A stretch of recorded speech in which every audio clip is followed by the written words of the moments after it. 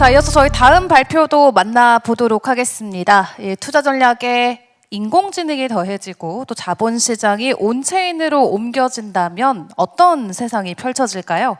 지금 들어보실 발표는 바로 그 부분에 대한 이야기를 들려드릴 텐데요. 업사이드의 노아소프 대표님께서 AI 트레이딩과 온체인 자본시장의 만남이라는 주제로 발표를 진행해 주시겠습니다. 무대 위로 올라와 계신데요. 여러분 큰 박수로 환영해 주시면 대단히 감사하겠습니다. Hello, thank you. I am Noah Thorpe. I'm the founder of Upside, and I'm going to talk to you today about AI trading meeting on-chain capital markets. And I think what's happening today is an evolution that few actually understand, and I'm going to share why in this talk. So why am I here telling you about this, or what gives me the authority to tell you about how this new market is actually quite different than what's ever happened previously? First of all, Upside, the platform that we built, is the most sophisticated RWA tokenization platform in the United States. We're also an SEC-registered transfer agent. And we are building AI automated trading solutions. We have partnerships with a number of folks that are also speaking. We work with Republic quite closely, the Solana Foundation, Avalanche, Sui, Say, Hedera, Aether, and BitGo. And personally, I've been involved in market innovation leadership in security tokens and RWAs for over a decade. Helping to lead the launch of NASDAQ Private Market on the engineering leadership, and also was the CTO of Republic Crypto, working with Andrew. And amongst other things, have advised GoogleX and a lot of other firms. So just thinking about market innovation generally, way back in 1971, NASDAQ reinvented the market. And what we're seeing today is that we are, in fact, reinventing the market again today. So you've heard from our other speakers that we're in the middle of this inevitable shift, which Larry Fink has stated. You could call it the Fink doctrine of every stock, every bond, every fund, every asset will be tokenized. And then we have the regulators in the US moving forward to get behind tokenization.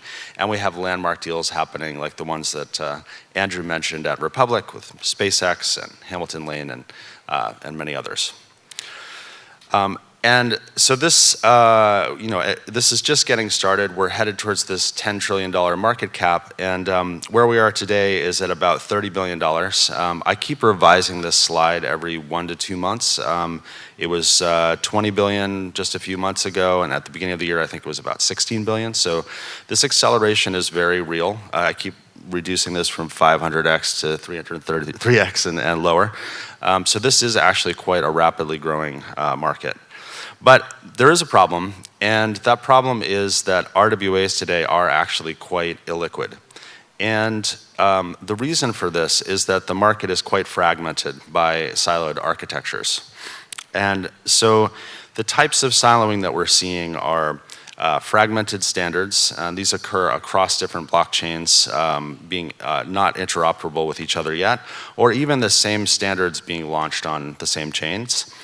We're seeing siloed identity systems for AML, KYC, and accreditation that don't allow users to move across platforms. And we're also seeing assets that are siloed on certain chains. So we might have like an L1 chain or an L2 chain that is dedicated to RWAs, but it doesn't actually have access to capital to be the buy side for those assets. So these are the types of fragmentation that are challenging the market. Now, there's another thing that is challenging the liquidity, which is that the market-making system for security tokens is also a bit broken. So the first one is that a lot of the liquidity in DEXs in public blockchains for crypto assets, the market-making systems such as Uniswap are not actually suitable for security tokens because of the way that regulations operate. The liquidity providers actually have to be brokers. So this is one issue. The next is that there are few institutional market makers that are actually making markets for RWAs today. We are starting to see more of the traditional market makers come in and take a role, but this is very critical. And then the last part is that the systems that many exchanges are using right now are order book systems, and these are leaving large spreads between the buy and the sell side. And that causes fear amongst investors that they won't be able to trade, and then that causes liquidity discounts. So these three things are plaguing the market today, and they need to be solved. Now, one other thing just to set the table for what I'm sharing is that there also are a number of very new market dynamics, and this is the part that I think is very poorly understood. So there's a change between what a single transaction can do from the public market clearing to private market clearing. So in a blockchain, you can do something called atomic composability, which allows multiple functions or multiple transactions to be batched into one timestamp, one call, and those succeed or fail together. And this is very different than traditional market function. The next thing is portable compliance. So the ability to move the compliance attributes with the assets or to make AML KYC more interoperable directly on chain. This is actually a new dynamic. And then the third thing that is changing, which is happening globally across all markets in many different ways, is that we are seeing more agentic trading, more AI agent trading. And this will potentially play a very strong role in crypto where these systems are based for RWAs. This will play a strong role in bridging some of the liquidity gap. So I want to dig into one topic that I mentioned just previously, which is about moving from multi-day trading to atomic clearing. So in the traditional markets, when say a market says they're moving from T+3 trading to instantaneous clearing, they mean, well, this trade is going to settle in 3 days, but now it's going to settle instantly in the same day. And what is actually possible on a blockchain is something beyond that, which is multiple transactions, multiple trades, the clearing out of collateral, the repositioning of assets can occur in one single instant. And this is much more powerful than the public market instantaneous clearing. An example of this is a flash loan, which some of you might know about. This little new innovation in blockchain that is really profound. Within the context of a single transaction or a single batch of transactions that's atomically executed, you can borrow money, make several trades, and repay the loan. And this all functions as a single unit. And if that process does not succeed, if the trade was not profitable, the entire batch of operations will roll back.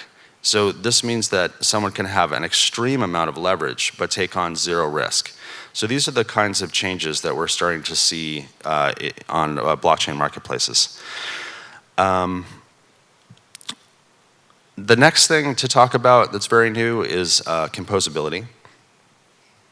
So on-chain assets can be recombined in ways that traditional markets are unable to do, because traditional markets often will silo the asset classes. They're not integrated together in the same way as on a blockchain.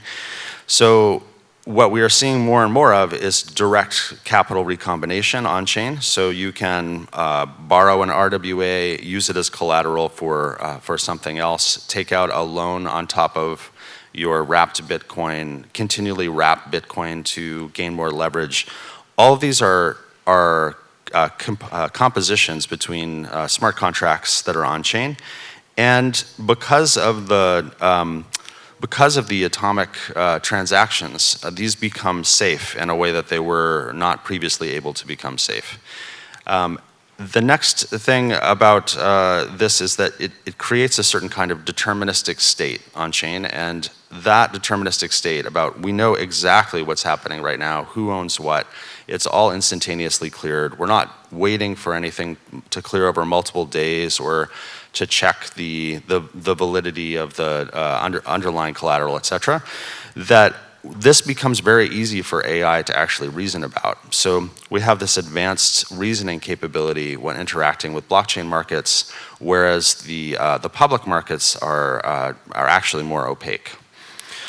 The last thing around composability is that because these things are on-chain in a public way, that there is open access for innovation. So people can recombine these on-chain RWAs and other asset types together in ways without actually needing to negotiate a partnership deal or things like that you would have in the traditional market.